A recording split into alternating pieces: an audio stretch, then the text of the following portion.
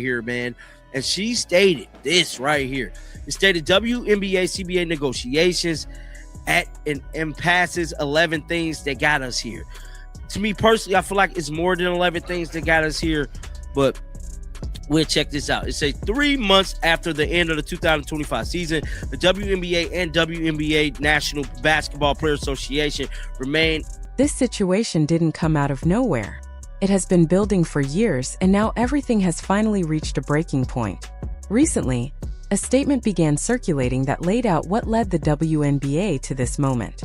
It mentioned collective bargaining agreement talks, missed deadlines, and growing tension between the league and the players. While the statement listed 11 reasons for how things got here, many people believe the problems run even deeper than that. 3 months after the 2025 season ended, the WNBA and the Players Association were still stuck. January 31st came and went with no agreement in place. That missed deadline set off alarms across the basketball world. For the first time in a long while, the idea of an entire WNBA season being canceled became very real. If that happens, there would be no 2026 season at all. That would mean no Caitlin Clark on the court, no Paige Bueckers continuing her rise, no new expansion teams in Cleveland, Philadelphia, or Detroit making their debut. The league just had its most successful year ever, and now it could disappear for a season simply because the two sides cannot agree on how future money should be shared. The frustrating part is that much of the disagreement is over revenue that has not even fully arrived yet. The league is growing, but a lot of the money people expect is still tied up in upcoming media deals and long-term plans. Both sides see the same growth, but they see the risk very differently. When players were asked how they felt about leadership, one union representative spoke about feeling confident in the unity among players. She talked about conversations happening internally and excitement about change coming from many directions. What stood out, though, was what she did not say. She did not say the league was close to an agreement. She did not mention timelines or progress. Instead, she focused on solidarity. That kind of language usually means talks are stalled. When union leaders stress togetherness rather than solutions, it often signals that neither side is willing to move yet. That is not a great sign when the season clock is already ticking. To understand how things reached this point, you have to go back several years. In early 2020, the WNBA and the Players Association agreed on what was called a groundbreaking deal. It introduced higher salaries and new benefits, but it also added the prioritization rule. That rule forced players to choose between the WNBA and overseas leagues or face suspension. Many players disliked it, but they accepted it because the league promised long-term growth. Then, in 2022, the WNBA raised about $75 million in outside funding. The goal was to improve marketing, grow the brand, and build stability. On the surface, that sounded like a smart move. However, something else happened that year that did not get nearly as much attention. The commissioner sold a portion of the league's ownership to outside investors. About 16% of the WNBA was given up.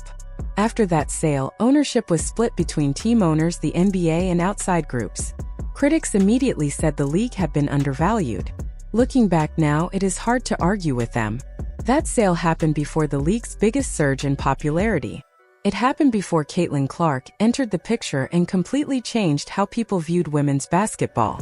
Selling equity early meant the league locked in a lower valuation, and now those investors expect returns.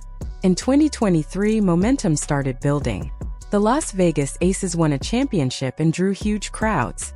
Their parade attracted tens of thousands of fans. Expansion teams were announced. Energy around the league felt different. Then came April 2024. Caitlin Clark was drafted first overall, and everything shifted almost overnight. Ratings jumped. Attendance exploded. Arenas that were once half full began selling out. Ticket prices reached levels normally seen during NBA playoff games. Clark alone averaged nearly 3 million viewers every time she played. Not per season, not per month, per game. That kind of attention is rare in any sport. Meanwhile, rookies like Angel Reese and others brought even more eyes to the league. And yet, many of those players were still making base salaries under $80,000. Watching sold-out crowds while earning that amount created tension that was impossible to ignore. Expansion plans continued, with Houston frequently mentioned as the next likely market. New teams were coming. The future looked bright. But behind the scenes, negotiations were becoming more difficult. Now the players want major changes. They are asking for higher pay, better benefits, improved travel conditions, stronger healthcare, and revenue sharing connected to media deals. After what the league just experienced, their demands make sense. They believe they are creating real value right now and should be compensated accordingly. The league's response has been more cautious. Officials say the money is not fully there yet. The WNBA has relied on NBA support for years and still claims to operate at a loss. New media deals are being negotiated, but they are not finalized. Expansion fees help, but they are one-time payments, not steady income.